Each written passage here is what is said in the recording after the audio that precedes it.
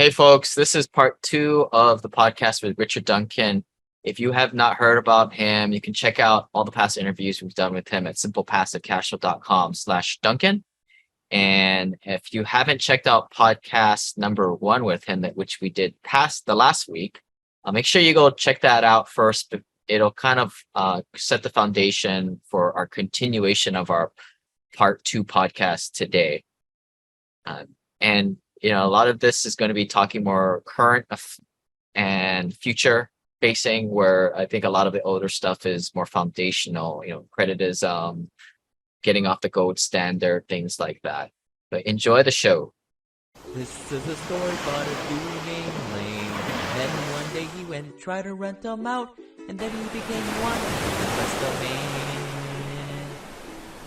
So you're a good teacher, and I watch all your videos like a fanboy, and I understand this. So at what point are they going to start to taper off of the interest rate increases? Is there a certain unemployment rate they key in on or trying to shoot for? Because it's a game of a little bit of this, watch that meter, put a little bit of that, and go back and forth. They're in a very difficult position, of course, because most of this inflation is being driven by the supply chain bottlenecks over which they don't have any control whatsoever. The semiconductor prices shot up, and that pushed up the price of new cars, and that pushed up the price of used cars. So in the second quarter of last year, the used car prices were up 40% year on year, and that accounted for a third of the increase in inflation. The Fed can't do anything about that. And the Fed has been hoping that these bottlenecks would be overcome quickly and that the supply side problems would be worked out and would be back where we were in 2019, with globalization putting strong downward pressure on inflation. But this has just taken so much longer than they had ever imagined. There wasn't just the first round. It started in February, March 2020, and then we got Delta.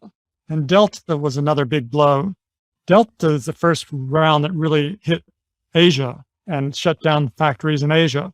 And then Delta died down, and now we have Omicron. And Omicron's shutting down factories across China. So these supply side disruptions have lasted much longer. And then making things much worse, Russia invaded Ukraine, and that pushed oil prices very much higher and wheat prices very much higher. So the Fed has been hoping that if they can just drag their feet a little bit, they don't want to throw millions of people out of work. They don't want to destroy trillions of dollars of wealth by causing the stock market to fall. But they really don't have any choice. They have to be seen doing something. And this has been going on for so long now that now they're actually really starting to get much more aggressive with these 75 basis point hikes. And now quantitative tightening has started. Through quantitative tightening. Call me selfish, but if somebody's out there and they have a pretty stable job and don't happen to be working for the oil and gas industry out in Texas or Oklahoma, and most of their portfolio is in assets that go up with the pace of inflation, like real estate, and that cash flows at the end of the day is not residential real estate, which goes up and down with the motion. Aren't they sitting pretty right now? Let the Fed cut jobs. I know that's a heartless thing to say, but isn't that a good place of power in a way? But how many people are in that situation? Certainly a minority, a small minority relative to the overall pool of American. And there are a number of things to think about. So far, the government is still suspending student loan repayments. People who've borrowed money through student loans are not having to pay interest on it for the last few years. That's going to end sometime, presumably, maybe after the midterm elections. But suddenly, all of these people who haven't been forced to pay interest on their student loans for the last 2.5 years are going to have to start paying a lot of money on their student loans again. And this is going to make it much more difficult for them to go out and rent an apartment. And so that when that occurs, there's likely to be downward pressure on rents.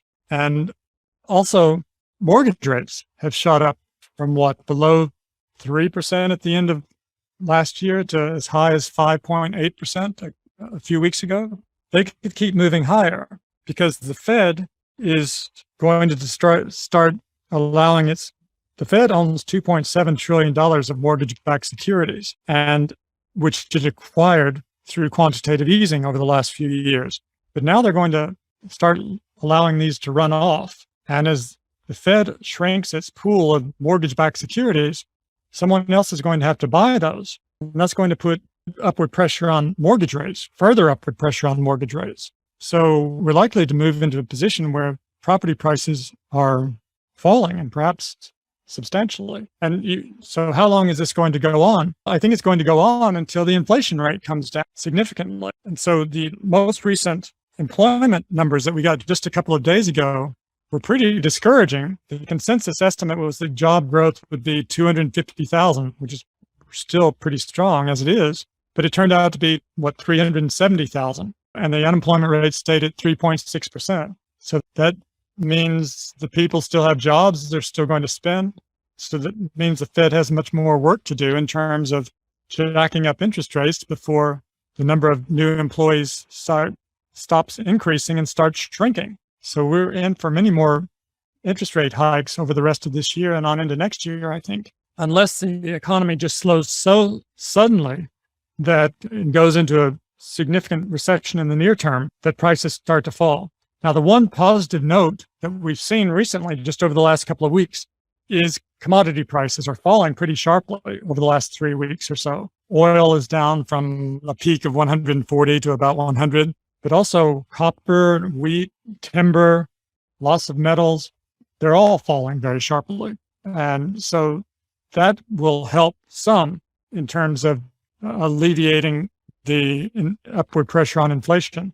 But it's going to take a number of months, even in a good scenario, before we see significant downward shift in the inflation rate and before the Fed is in a position to become a little less hawkish. So if I put myself in the head of a business owner or like an old school manufacturing company, the Feds raise my interest rates. I predict slowing growth, still growth potentially next year, but I may downsize my employment or downsize my headcount, but also not buy as much raw materials. So that makes sense. Yep. And the chances of a recession are really quite high now. In fact, technically we may be in a recession because the first quarter, the GDP, and now most people think the second quarter shrank as well, although the official data is not out yet. And the traditional definition of a recession is 2 quarters of economic contraction. That's a bit technical, but looking ahead, the chances of the economy shrinking more are really very significant, because the main two themes that run through my work in MacroWatch is that in this new world of creditism, credit growth drives economic growth, and liquidity determines whether asset prices go up or down. So credit growth is now contracting when adjusted for inflation. It's contracted for 2 quarters in a row. And as I mentioned earlier on, if credit grows by less than 2% adjusted for inflation, the US goes into recession. And it's not only growing at 2%, it's actually negative now. For the last 2 quarters, credit growth is a negative number. And that's signaling something that everyone should be very worried about, because if it grows by less than 2%, if history is any guide, the US goes into recession. And moreover, the wealth effect that was supplementing credit growth and generating economic growth after 2009, of course, wealth is being destroyed on a very significant scale. It's quite possible that total wealth in the US contracted by 10% in the second quarter.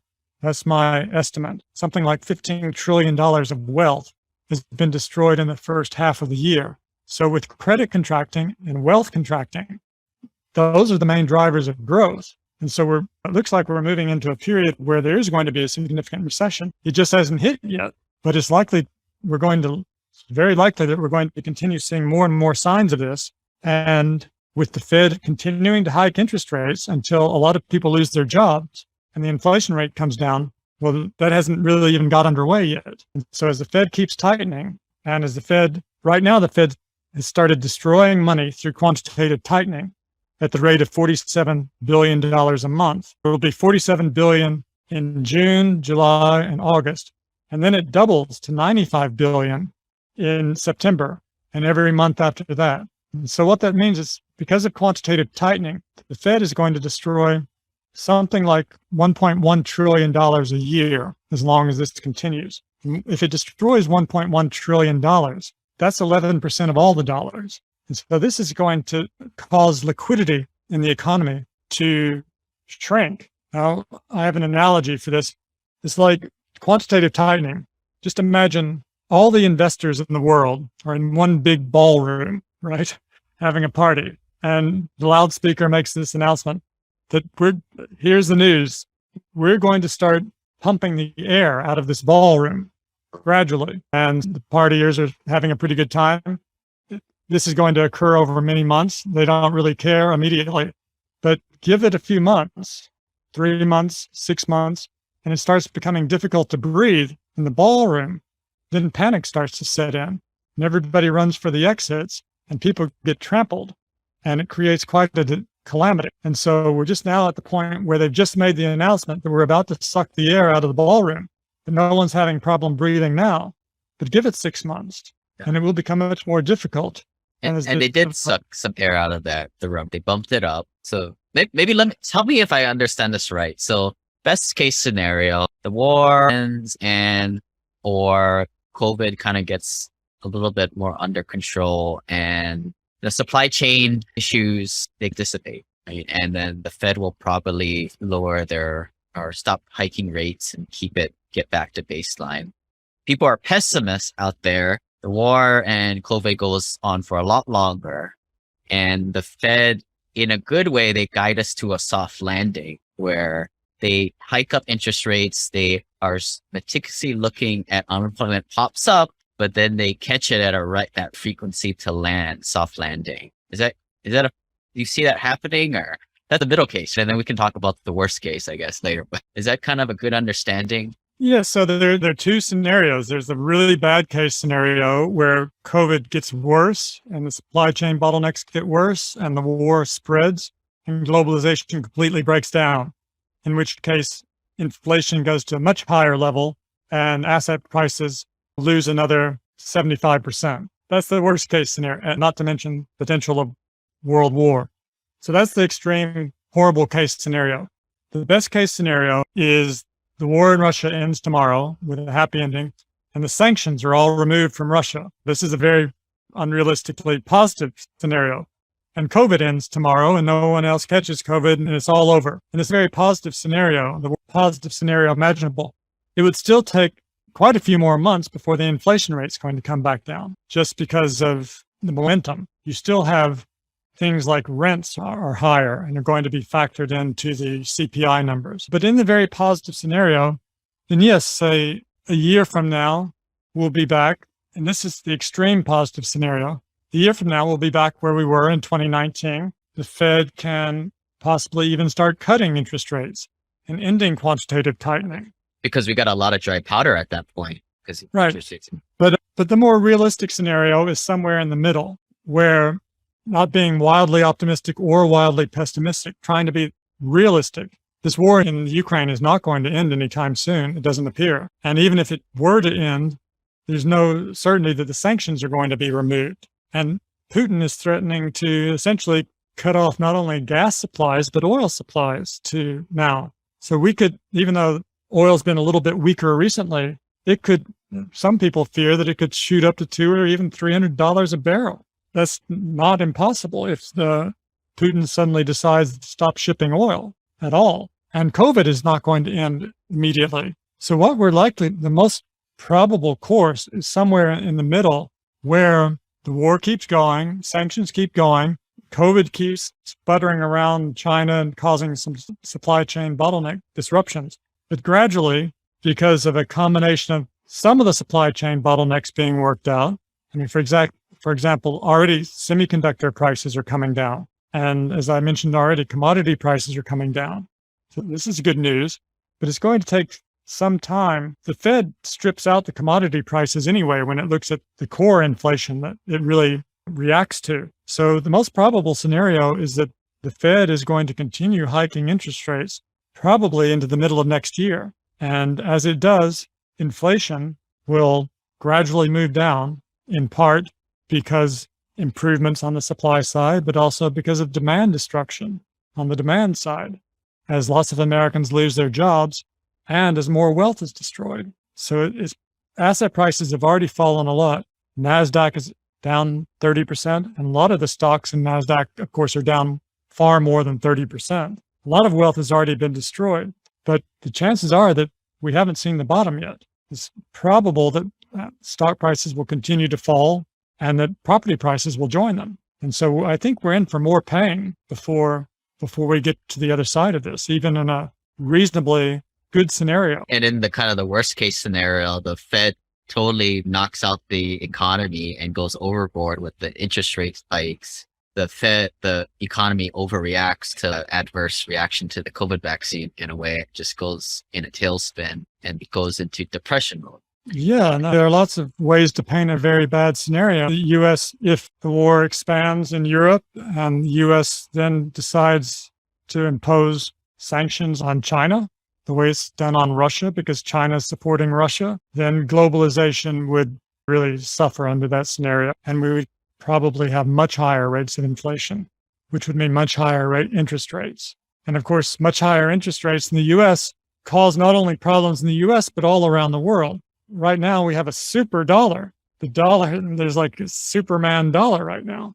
The dollar index has moved up to more than a 20-year high. The euro is about 1-to-1 with the dollar right now. And the yen is at a 24-year low. And normally when the US dollar gets stronger, it's very bad for the rest of the emerging markets in particular, because they have tended to borrow in dollars. And when they have to repay the dollars, it's much more expensive for them to do that.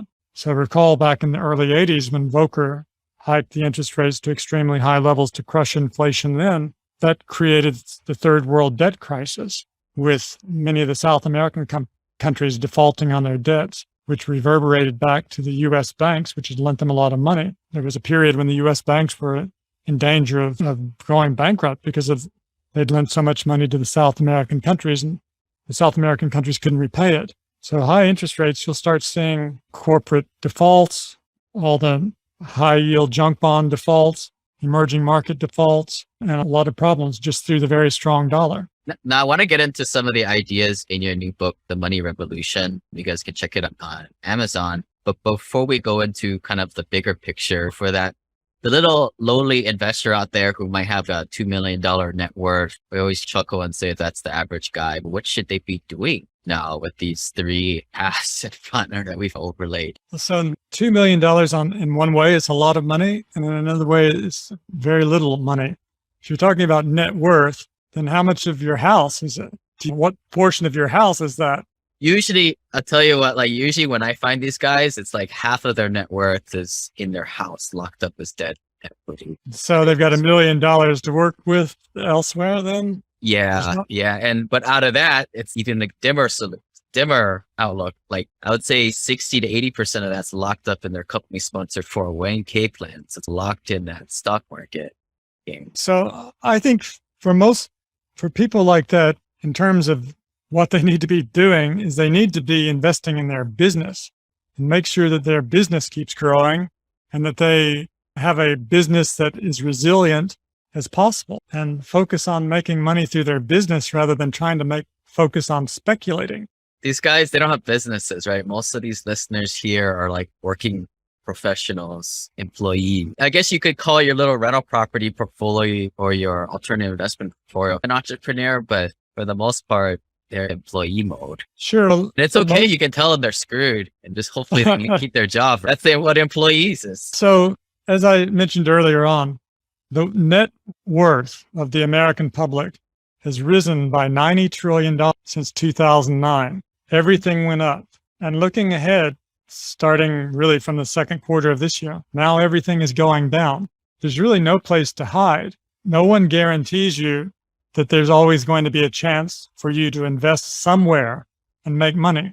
There are times like these when you're likely to lose money wherever your money is invested. It's just as it was hard to lose money over the last many years as asset prices inflated. Now it's going to be hard not to lose money. It was hard before. It was hard not to make money. Now it's going to be hard not to lose money. That's just the brutal fact of life. But looking for the long term, young people, for instance, can invest in rental properties with a long-term horizon. I don't mean condos, but I mean buy a piece of land with a rental house on top that you can rent out and build up a long-term rental portfolio over the next several decades. Okay, property prices may drop over the next year, 2, 3 years, who knows?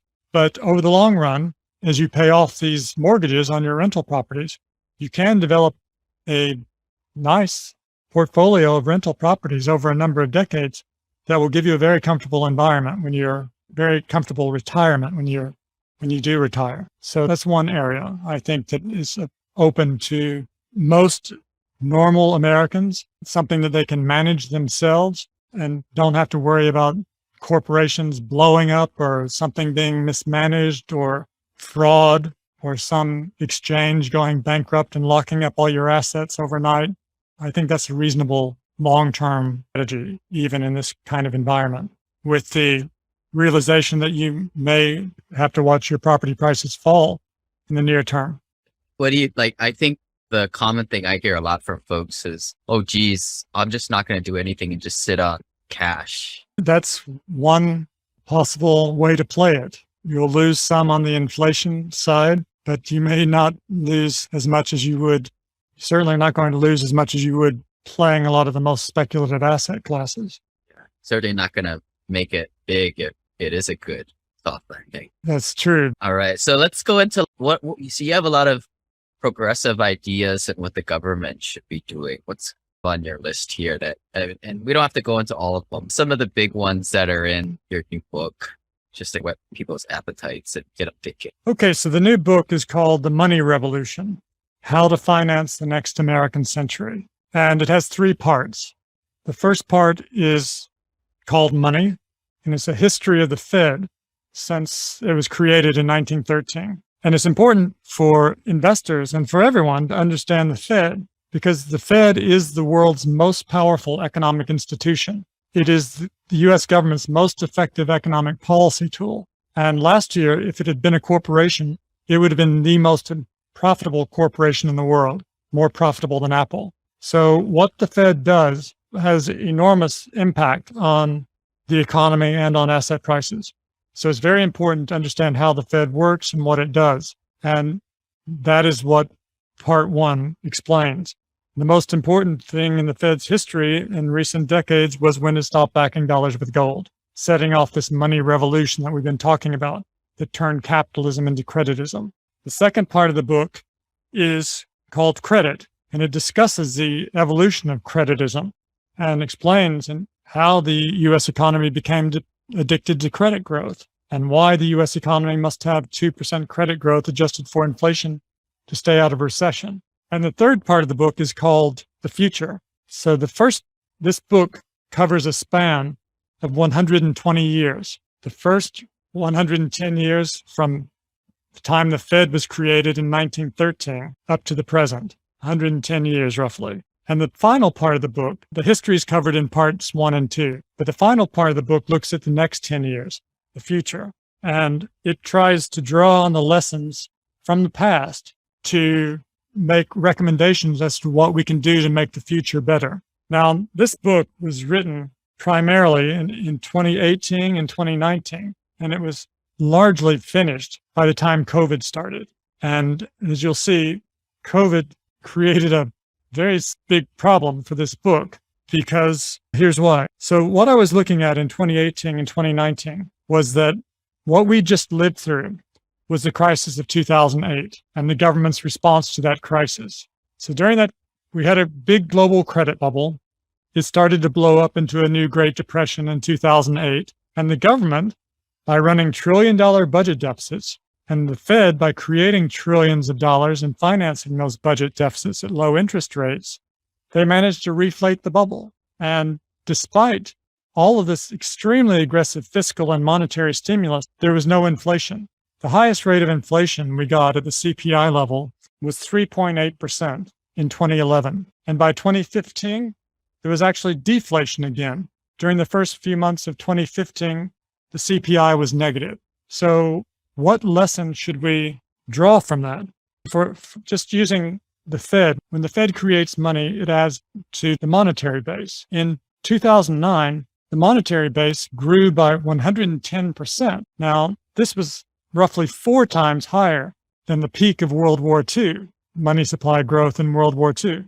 And we still didn't get any inflation. Now, the classical economic theory always, and the Austrian theory, tells us that, like Milton Friedman said, inflation is always and everywhere a monetary phenomenon. But clearly that's not true, because the money supply grew by 110% in 2009, and the inflation peaked at 3.8%. So the lesson that I drew from that was, if in fact the government can run trillion-dollar budget deficits, and the Fed can create trillions of dollars to finance those deficits at low interest rates, in this new economic environment we find ourselves in, creditism, then we should make the most of this.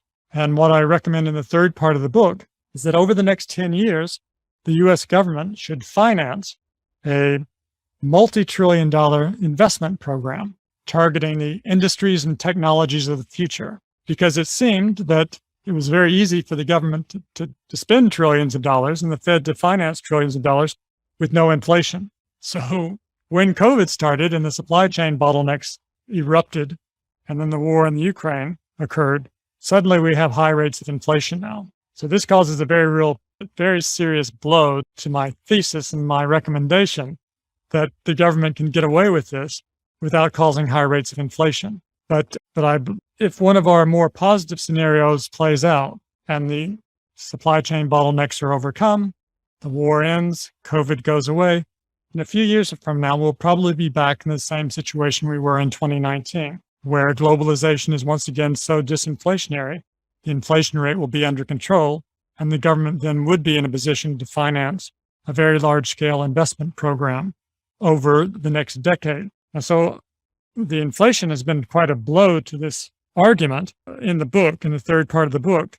But on the other hand, the government's policy response to the COVID pandemic has actually in some ways supported my argument. I'm calling for a multi-trillion-dollar investment program in the industries and technologies of the future over the next 10 years or over a 10-year period. Well, in 1 month, in April of 2020, the government borrowed $1.4 trillion in that 1 month alone. And during the second quarter of 2020, the government borrowed $2.8 trillion in just 3 months. So that's a multi-trillion-dollar stimulus program in 3 months. I'm calling for a multi-trillion-dollar investment program over 10 years. So just the fact that the government was able to borrow $2.8 trillion in 3 months, with the Fed financing roughly 70% of that during the same period through money creation, demonstrates how easy it would be for the government to finance a very large-scale investment program. Now, what I'm suggesting is that the government finance a large-scale investment program targeting industries like quantum computing, artificial intelligence, genetic engineering, biotech, nanotech, neurosciences, renewable energies, and those sorts of new technologies. So like some of those, like those technologies you discussed, like the green energy. Now, maybe I'm a conspiracy theorist. I read too many of these things, but don't a lot of the large like companies, like big oil companies, not want that stuff to happen? There's some headwinds with that. Sure, there are some headwinds, but there have always been headwinds to change. So I don't think they're powerful enough to block these sorts of investments. Maybe they can slow them down. You can see there's already been a lot of innovation and growth in the green energy areas. For example, the cost of solar panels is 90% less than it was not too many years ago. As more investment has occurred and the cost of solar has come down very radically. So I don't think that's going to stop it. Now, the government could do this all by itself, just like it sent a man to the moon through NASA. NASA had a lot of very positive long-term benefits to the country and to the development of basic research and technology that have rained down on us on the decades since then. But perhaps a better approach would be for the government to do this in a series of a large number of joint venture companies with the private sector. So, for instance, the government could select the 10,000 most promising entrepreneurs and scientists in the United States and set up joint venture companies with them, with the government borrowing the money and funding these companies lavishly. And in exchange for financing these joint venture companies with the private sector, the government would keep a 60% equity stake, and the entrepreneurs and the scientists would keep a 40% equity stake. And when one of these companies, the entrepreneurs would keep the 40% equity stake for managing the company. And when one of these companies discovers a cure for cancer or kidney disease or Alzheimer's disease, then it would be, how much would it be worth if you listed it on NASDAQ? Trillions of dollars, right? And the US taxpayers would own 60% of the company because the government has a 60% equity stake. And so this sort of investment would pay for it. These companies would be so profitable. An investment on the scale that I'm discussing, and I go into great detail in the book, the investment I'm discussing is so large that it would be almost certain to produce miracles. It would induce a new technological revolution that would not only turbocharge US economic growth, but result in medical breakthroughs that would radically enhance human well-being, and not only in the United States, but all around the world. So that is the money revolution and the opportunities that exist through the money revolution. Very similar to, I think, the COVID vaccine there was a JV where the US had not only Pfizer and Moderna, but multiple companies going after the same goal. And it also reminds me of most recently, like Korea, a lot of their government backed their bigger companies. That's what's fueled their growth the last couple of decades. That's right. Not only, of course, Japan, Korea, Taiwan, they were all government directed through the Ministry of Finance in most instances. And just today, Europe is subsidizing large-scale construction of new semiconductor factories. And China, of course, is a very government-directed economy with the government investing very aggressively in new industries and technologies. So there are really three reasons I see this sort of investment program as being absolutely crucial to our future in the United States. And first, as I've said several times, the U.S. needs credit growth to stay out of recession and crisis. Well, this sort of government borrowing and investing would ensure that we have enough credit growth to make the economy grow. But secondly, there is a real national security threat now from Chinese investment relative to the size of their economy is 42% of GDP. That's twice as high as U.S. investment to GDP.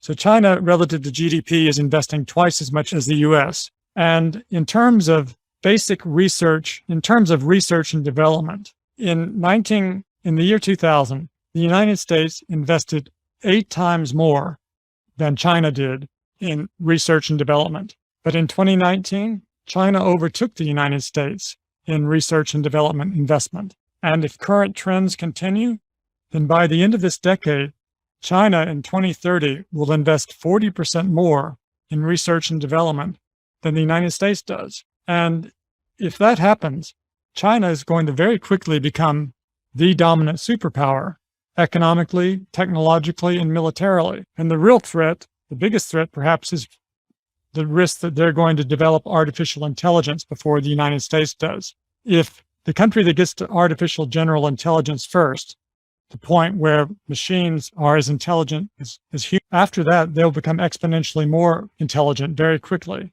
Whoever controls artificial intelligence first, it will be the 21st century equivalent of that country having a nuclear weapons monopoly. The rest of the world will be at their mercy. And at this rate, it's going to be China that gets there first. And that's why the U.S. needs to invest much more aggressively in these new industries and technologies just to ensure U.S. national security. So that's the second reason the U.S. should invest.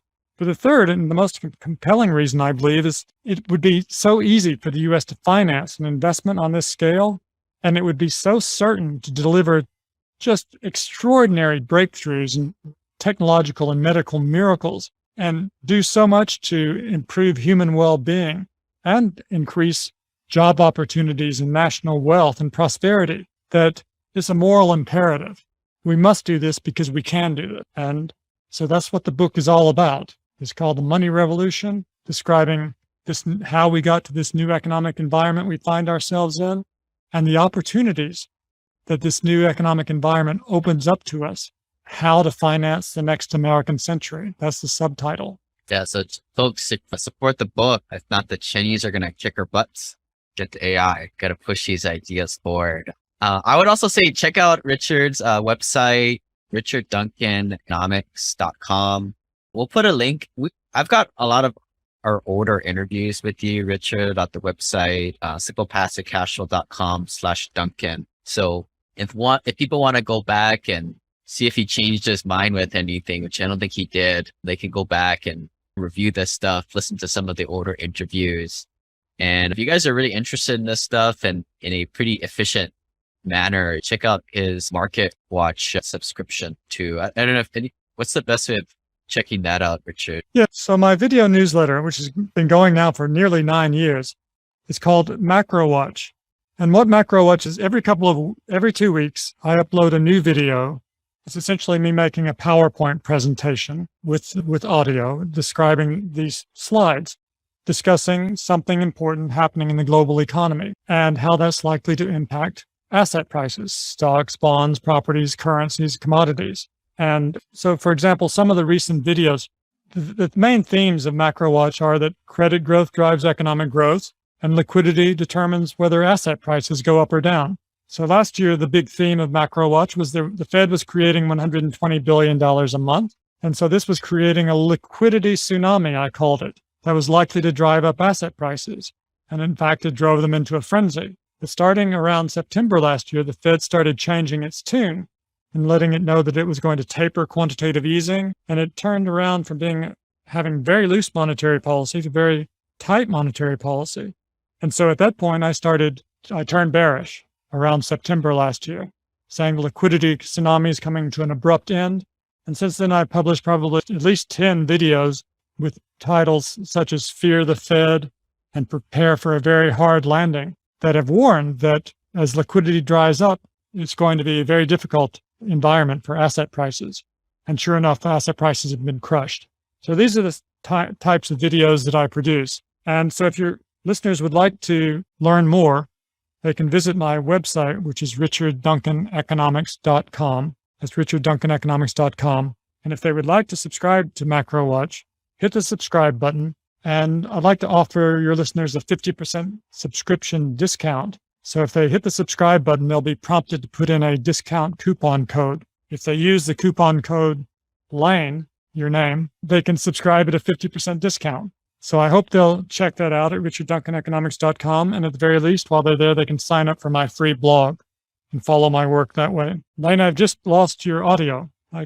Oh, there I am. Yeah. So folks, I would say if you're really interested in this type of how the economy really works, I would suggest going there and learning this, or at least checking out some of the free videos. There's just so much fear mongering out there these days. And when you start to learn like how creditism works and how we're not on economics and how the gold standard is no longer here, it really puts a lot of these headlines in more context as opposed to just taking whatever the media says. But Richard, before we let you go, what's a couple, like one or two things that you're seeing in the headlines that from your opinion is just it's not more like fear mongering or things that don't really move the needle in terms of, we talked about how war in Ukraine and the COVID impacting the supply chains, but what are other things that you see out there that just to give people some insight on that? So one thing that really worries and bothers me about what people hear in the United States, not so much on CNN or any of the major news channels,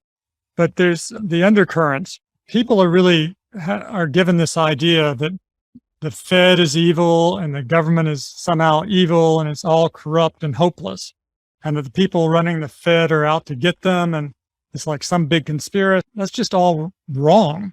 These people are not evil. They're not out to get you. They're doing the best they can possibly do under the circumstances they have inherited. They're not perfect, but they're certainly not trying to crush the middle class or in any way harm anyone. So this entire negative view that is shared by such a large number of Americans now is really very damaging. And I'm sure that sort of message is being fueled by our enemies, being sponsored by China and Russia. A lot of these websites who perpetually send out messages of the U.S. is failing and the dollar is going to collapse and become worthless and you can't trust anyone. That's completely wrong. The United States is a democracy. and it has the rule of law, and it remains the best hope, I think, or given its size, the best hope for the future of humanity.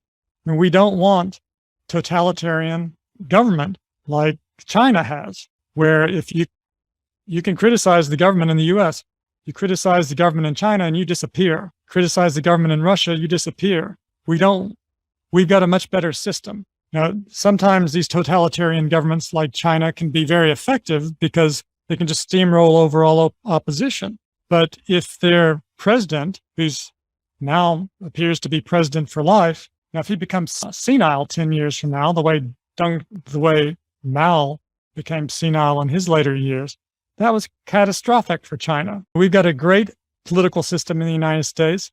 It's not perfect. U.S. foreign policy has certainly not been perfect, but it's better than the alternatives. And it's wrong to think that our system is bad, falling apart, crumbling. Not too long ago, people were arguing that the dollar was about to collapse. Now the dollar's at a 20-year high. And so, have faith in your government and have faith in people at the Fed and U.S. policymakers, because they're certainly trying to do the best for our country, given the situation that they have inherited, which poses a lot of challenges and problems, but they're trying to do their best. So don't assume the worst about American policymakers, because this is our country and we need to make it stronger, not tear it apart. Yeah, thanks. I think I agree with that positive sentiment at the end a little. But it's always fun to talk bad about the government, but I do agree with you on that one, Richard. But yeah, if you guys want to form your own opinions about this stuff, check out Macro Watch. If not, just steal what you get from Yahoo Finance. We'll see you guys next time. Now, what a last couple of podcasts that was. Really like Richard Duncan, and it really puts a lot of faith in the Fed, like how he was kind of closing out there. It's a hard job, right? Like these guys in the Fed, they're running this intricate balance of managing inflation to 2 to 3% while manipulating inflation one way with unemployment and interest rates. And it's kind of a fine balance without this thing toppling down and staying in the middle. Now, there was one thing that he kind of mentioned that I kind of took exception to, which was, with, a lot of millennials out there finally having to pay their interest on their debt. Now, he's mentioned that, like a lot of them aren't going to be buying houses to live in, which makes me, as an apartment owner, it's kind of good. Residential home prices, that I don't invest in residential properties for that reason, because it is very emotional. And to me, less and less people are going to be buying houses. But the one thing I took a session that he said was, lowering rents. I don't think rents will be going down for any long period of time. And I've said it before, it can go down for maybe a few quarters in a row, but I find it hard to believe that it'll go down for more than a year or 3 years, more than that. Rents is just one of those things that it's just, as things get more and more expensive, it gets passed down to the poor consumer at the bottom. And if things get more and more difficult, millennials have problems qualifying for debt, buying houses to live in because they become more and more unaffordable. Well, what do?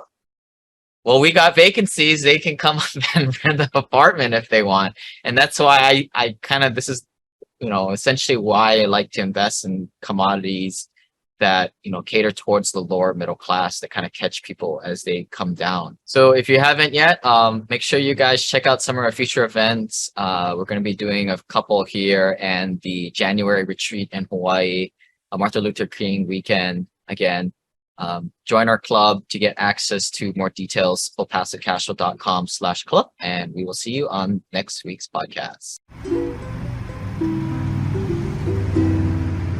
This website offers very general information concerning real estate for investment purposes. Every investor situation is unique. Always seek the services of licensed third-party appraisers and inspectors to verify the value and condition of any property you intend to purchase. Use the services of professional title and escrow companies and licensed tax, investment, and or legal advisor before relying on any information contained herein. Information is not guaranteed, as in every investment there is risk. The content found here is just my opinion, and things change, and I reserve the right to change my mind. Above all else, do your own analysis and think for yourself, because in the end, you are the only person who is going to look out for your best interests.